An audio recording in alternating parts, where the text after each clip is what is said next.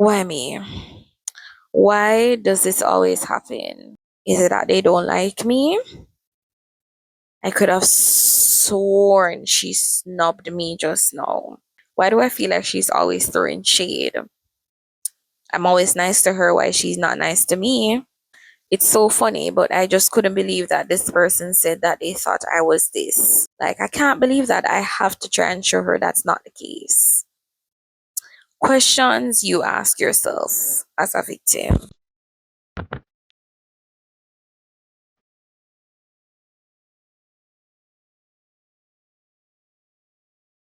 Welcome to the Holoman podcast. I'm your host, Nika Jem, and I am back with a brand new episode.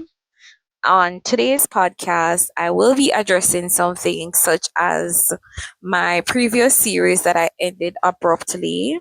Let me just say, I did want to do a finale episode, but I had some technical difficulties and I was not able to really do a wrap up episode, which was literally me just wrapping up and doing a review about, the things that I've learned on my journey, like me recording the revival series and all of that.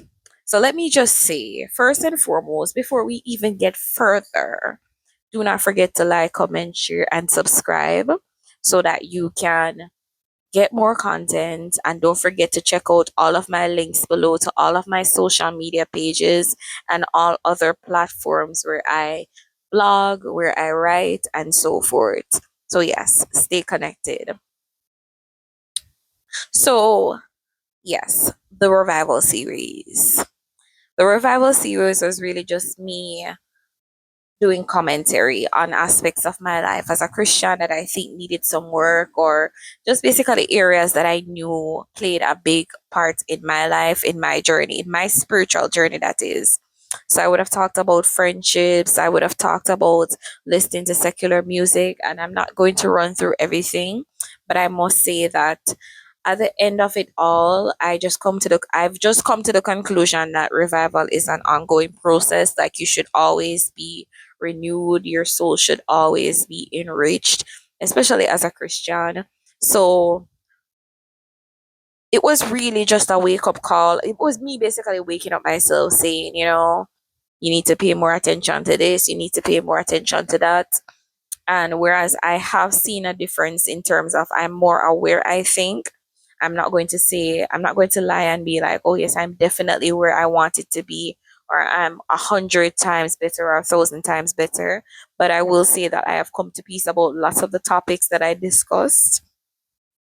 So yes, so the revival series, in my opinion, it was a success. I'm glad I got to address certain things, and I hope that whoever listened could actually take something from some of the things that I said, or even was just, entertained or amused. Well, I don't want to say amused because that's literally not taking it seriously, but hopefully something was learned from it. Something substantial was taken from what I would have shared. So yeah, so that is that. Not going to do the revival series again. I might do something like it, but that's really the end of that. And today, I actually wanted to touch on well, going forward, I wanted to touch on some topics that really, we're back to regular programming. Let's just say that we're talking about the real world topics, things that happen to just about anybody, myself included, because on the Whole Woman podcast, we're addressing the matters of the mind, body, and soul so we can bloom and learn to become whole, right? And this is something that really I had to just take a step back and look at myself and say to myself, girl, are you trying to play the victim, or are you really just the victim? Like, are you just unfortunately placed in situations where you you just have to feel victimized, if that makes sense? And that's really the victim mentality. I'm talking about the victim mentality versus reality. So, first and foremost, I want to say, what exactly is the victim mentality? So, according to the AI overview that I found on Google, according to Wikipedia, which is not the most reliable source, but it will do for now, a victim mentality is a learned, persistent psychological mindset where an individual consistently feels powerless, blames others for their misfortunes, and views themselves as a target of negative circumstances, often avoiding personal accountability. It also says that it's a defense mechanism stemming from past trauma, abuse, or conditioned helplessness. Okay. So you have some signs as well that I actually wanted to talk about. So you have deflecting accountability. It's never your fault. Chronic pessimism. Bad things always happen. Perceived victimization. Believing that people are really out to get you. Negative rumination. Talking about the things that were done to you badly in the past and always, instead of looking for solutions. Never wanted to hear feedback, always defensive. Emotional manipulation, always want to seek sympathy and act as a martyr, especially in relationships. So, yes. So, that was really an overview as to what the victim mentality is. And honestly, the victim mentality sounds very bad, sounds very negative. And as I stated, this is the victim mentality versus reality. So this is not me coming to coming to terms and saying, okay, then you are a victim. Like reality might not be on your side. It might not look that way. You're a victim. No. This is me just really and truly breaking down different levels, like different tiers of what can seem like a victim mentality versus really what's happening in real time. And I just want to say that most of us, everybody has that moment in their life where they might look into themselves and ask, why me? Like, why are always bad things happening to me? Why are people not so kind to me? Like, I think that everybody has that moment when they just go through this. I don't want to say it's selfishness, but just this moment where it feels as if the world is crumbling down on them, where it feels like everybody is pointing fingers without even having proof or just going through a series of bad experiences, and it seems as if the only thing you can do is just really and truly have this woe is me attitude. So it happens to everybody. It doesn't necessarily mean that you are even in the wrong. I think that everybody just has that moment where things just go wrong. Like everything that you think could not go wrong, it goes wrong. And oftentimes, sad to say, it might sound not feasible, but sometimes people really are at the forefront or even in the background as to what's happening around you. Not necessarily what's happening to you, but people sometimes do play a part in another person's demise or sadly another person's happiness. That happens. Will it happen consistently, or should people allow it to happen to them consistently? I think that is where we really, have to draw the line and say, you know what, maybe you're the problem. Maybe you aren't the victim and you're just allowing yourself to be victimized too much. So I just want to say that in life, I always personally believe that not everybody is bad. Sometimes you see people like, or you might watch a movie and you see like you have this mafia who is killing thousands of people, or you might have somebody, let's just say, a midnight ballerina and they still have a life. They're either going to school, they might have a child and you're just doing it. And I'm just saying, I'm using those examples because this is really what society would deem as, I don't want to say immoral or, but it's really not the standard. Like nobody gets up and be like, oh, I want to be a midnight ballerina. And I'm sorry if many people don't get the definition, but we're just trying to keep it as PG as possible. So, sometimes people who society would deem as quote unquote bad, even they themselves, they have something good in their lives. They have a goal, they have something that you're working towards or looking forward to. And I say that just to attest to the fact that not everybody is inherently bad. Like even the criminals, even the people who are doing the most ill of the ill, they sometimes still have a life. They sometimes still have people that they treat good. Sometimes you hear about cases where let's say in recent times you hear about a few celebrity scandals, and then you'll hear their families come in defense and be like, he was never bad to me, they were never bad to me. And really and truly, whereas sad to say that the persons who would have experienced the negative side of their persona, they find that hard to believe. But the reality is that people do wear masks, and sometimes the bad people that are bad to us, they might just be good, quote unquote, to somebody else. So not everyone is bad. We get that. In the same breath that not everybody is good. Not everybody is going, you're not going to always see yourself in other persons. Not everybody is going to be opening doors for women. Not every woman is going to see somebody and they look nice and they're going to say, well, you look beautiful today. You're not going to find yourself in persons, and that is also another part of life. Not everybody's bad, not everybody's good. But another thing that I just want to touch on, and I briefly said it, is that not everybody is you.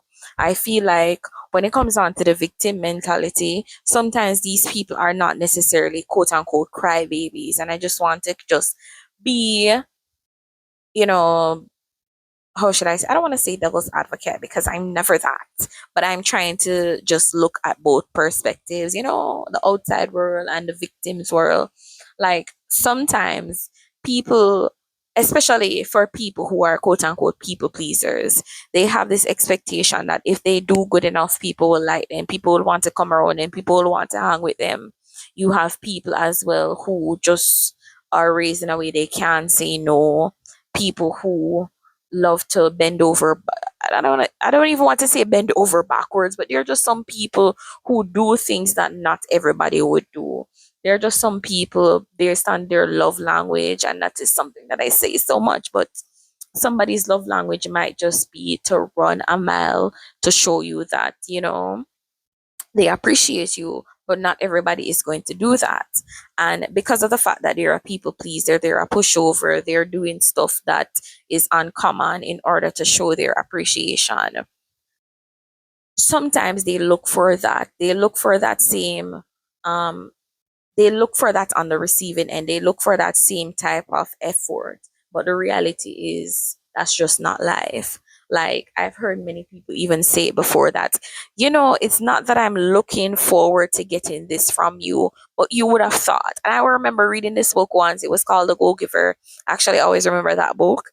And it was talking about, I think it was the gift of I cannot say that word. It was talking about receiving, like giving and expecting to receive in return. Like, you give and it's normal to expect to get things in return.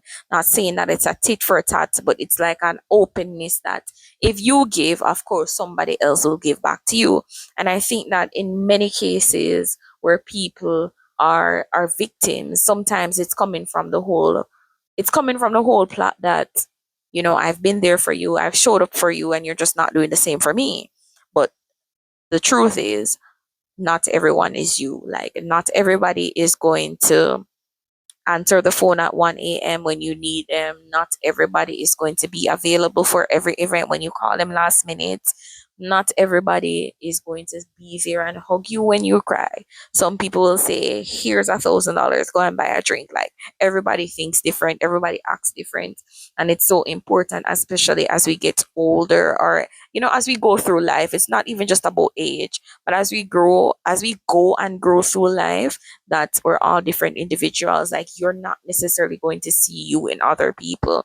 And I think that understanding that really allows you to know what to expect, or more so, it allows you to be grounded and open minded with the fact that you're doing you for the sake of being true to yourself and not just for the sake of getting things in return. Like, you're open to getting, of course, to receiving, but you're not just merely performing. Like, it's not performative for you. That's just you. And I think that's actually when you actually come to the terms as to whether or not you're being genuine, or whether or not you're performing for the sake of people just approving you, or people just accepting you, and so forth. So sometimes, especially for me, like, I just want to say, for my story, I've always been perceived, I've always been somebody who people tend to assume about, like, instead of getting to know me. And I just want to say, and this is me being real, I'm not the easiest person to know. It takes a good 2 year to really understand certain things. And that's just me just putting a random number. But I'm not just somebody that you'll know in a month and be like, oh my God, blah, blah, blah. I mean, you'll see good characteristics, you see good traits, but I just don't think that I'm a predictable person. And because of that, sometimes people do misconstrue the things that I say. Sometimes people do put put my personality, or put what they make of my personality, and they just, they just come to terms with my personality or who I am based on a few interactions and based on a few missing puzzles, because I'm just not the easiest person to get to know. Is it right? Do I agree? Do I accept? No. But I've just been in too many situations, and that's what I have to chalk it up to. I'm not the easiest person to know, and therefore people pursue purse what then therefore people presume about me oftentimes. I'm not saying I'm the most mysterious. The funny thing about it is I can come off as mysterious, but at the same time I'm also goofy. I'm also naive. Like, I think I'm a multifaceted person. I think I'm a multifaceted person. I don't think that I'm somebody you can easily read. That's just my assessment of myself. And because of that, sometimes I'm placed into boxes, I'm placed into categories unfairly so, about who I am, about who people think I am. And then the reason why I even know this is because oftentimes people are always like, you're just like so and so. And I never see myself in the person that they liken me to. But I understand perhaps we're at that moment in time, based on the relationship, based on the conversations, why they would say that. But ultimately I just don't see myself in the person that they want to liken me to. And that's simply because they don't know me. Like, with all of that being said, no, I did have many instances, and I still do have a few instances where I really had to ask myself, like, am I really and truly just unlucky, or are these people really and truly just not that into me? Like, are people really and truly trying to deliberately make me feel bad, trying to bully me, trying to put me or cast me as an outsider? Or is it a case where I'm just doing it to myself?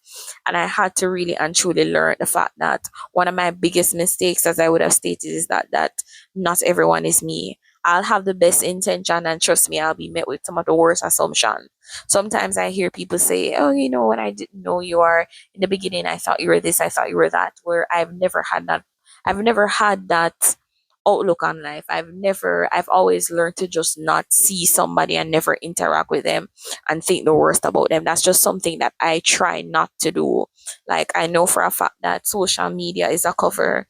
Working with people alone is a cover. Even sometimes when you meet people in certain spaces like church, or you meet people at certain events, like, it's just, I don't want to say it's a facade, but I know it's just surface level for many cases. Like I always say, if you really want to form a true relationship, or know if a relationship is going to advance, and I mean relationships on a whole, like for example, you meet somebody at school. If you do not talk to them outside of school, it's hard to say, quote unquote, this is my friend, because you only know like a tier, or more so like you only know one dimension as to who this person is. Because even when somebody says, oh, this is me, this is my genuine personality, I know for a fact that there's just certain things you're not going to do at work that you do at home. There's certain things that you do at school you wouldn't do at work, and vice versa. And the list just goes on and on and on.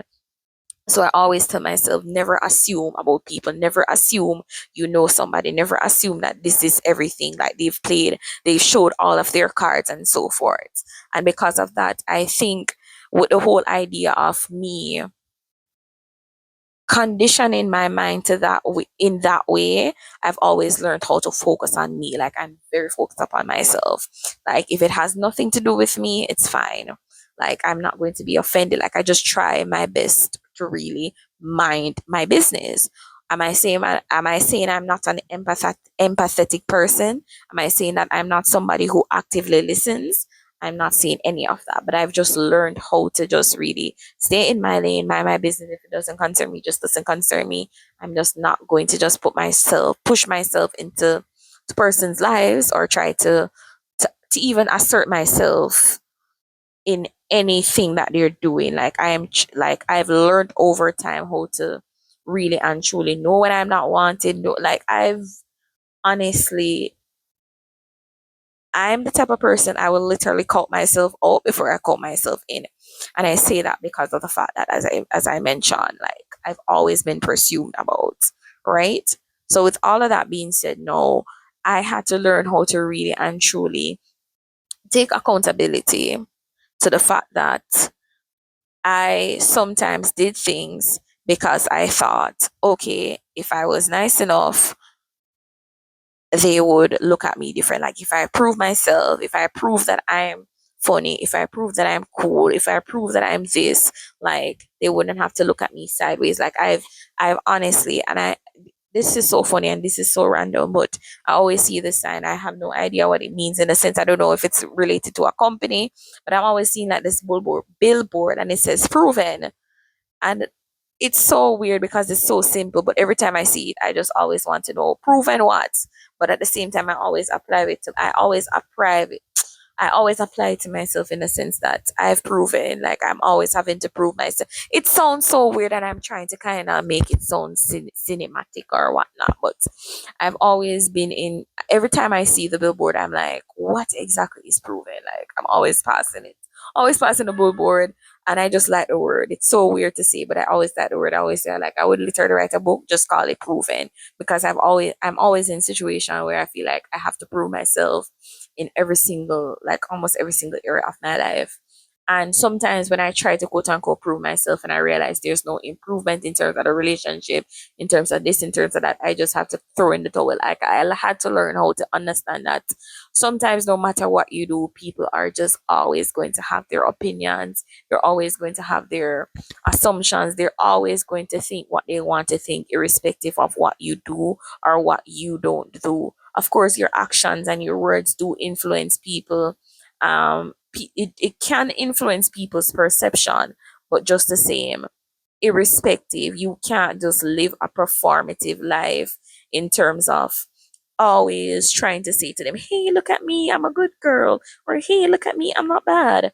Like, and use that as a way to measure who you are. So I had to really and truly learn how to take accountability to the fact that no matter what I do, if they've already counted me out, even when they decide to call me in, like it might be too late, my POV might have changed, and it might just not be genuine. Because I think one of the worst things in life, whereas you can forgive and you can move on, and relationships that once started off work can be mended, I just think it's somewhat taxing to know that you are perceived to a certain point that is oftentimes negative, and then eventually like 6 months or even 3 years later the person comes and says, oh my God, all this time I never knew you were so nice. I always thought that you were this, blah. To me, that's not necessarily something that people want to hear.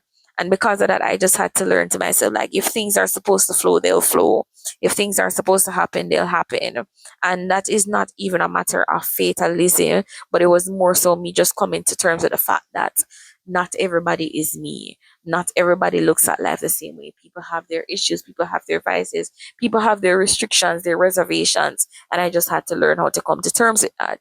That was really how I myself personally tried to stay clear and try to snap out of what was possibly the victim mentality, victimizing myself to think that, okay, then these people are always trying to be mean to me. Okay, then it seems as if no matter, like, that's low key the victim mentality. Yes, so that's low key the victim mentality. And I really just had to, not that I was not confident, but I think that because I knew I had the issue where perception was concerned, I had to really and truly learn how to just be fully content with myself in terms of like my, they always say that you have quadrants. What people see, what you don't see, what you haven't revealed. Like, I had to come to terms with the fact that my quadrant, whereas I know myself deep inside, people are just still looking on one surface. People are looking on the outside. People are looking what you present now. And because of that, they're going to use it to form opinions. Sometimes the opinions might be positive, sometimes it's negative, but you can only learn how to really and truly be your through authentic self when you're not consistently in a loop as to what people think. How are you going to prove them wrong or prove them right? So I had to really and truly do that. But with that being said, the whole idea of me talking about the victim mentality versus reality is that, as I would have earlier mentioned, truthfully, there are some people who are even just simply intimidated by the fact that you are good. like, and I'm not just necessarily talking about the criminals or anything, but there are just some people in life who will always want to make it seem as if, okay, then you're too happy, you're too joyful, you're too this, you're too that, you're too friendly, you're too kind, and therefore they try to perpetuate a type of, they try to kind of, I don't want to say put you in a box, but it's almost like they want to try and to make your space uncomfortable because of what you're pushing out. Sometimes you're like, oh, I've never done you anything. Sometimes really and truly, the reality is you don't need to do people anything. And I'm not the type of girl either to be like, oh, people do this and people do that. But the reality is that we live in a world that is just growing colder by the second. And there's just some people, whereas you would wish them well and wish them sunshine, rainbows, and sprinkles, they're wishing you dark clouds. As soon as they see you and you seem too optimistic, they think, why can't I be like that? And because I'm not like that, I'm going to break you down. Because I don't understand why it is that you're skipping, I'm going to set my foot out to trip you. It's sad, but that's just the life. So realistically, there are many cases in our lives where people, because you have a different perception of life, because you have a different mentality, you project yourself into others, and when you don't see yourself in others, you become a bit disappointed and it becomes a bit perplexing on your soul. And that is really and truly you victimizing the situation, because as I stated, everybody is not you. The world would be crazy if everybody looked the same, or if everyone had the same personality and even the same thoughts. And even if your thoughts are the positive thoughts, it just doesn't work like that. And the reality of the situation is that at the end of the day, we all have free will. You have the free will to continue to be the good, kind-hearted person that you are, and who the perpetrator or more so the onlooker, they decide if they want to, quote unquote, remain on the good or the bad side. And of course, as I stated, everyone has free will. So it's not always up to you to decide how people react to things or how people decide to be good or bad. And really, that is all for now. And I'm just going to just skedaddle until it's time to record the next episode. So thank you so much for tuning in to today's episode. Don't forget to like, comment, share, and subscribe, and tune in for more content. Bye bye.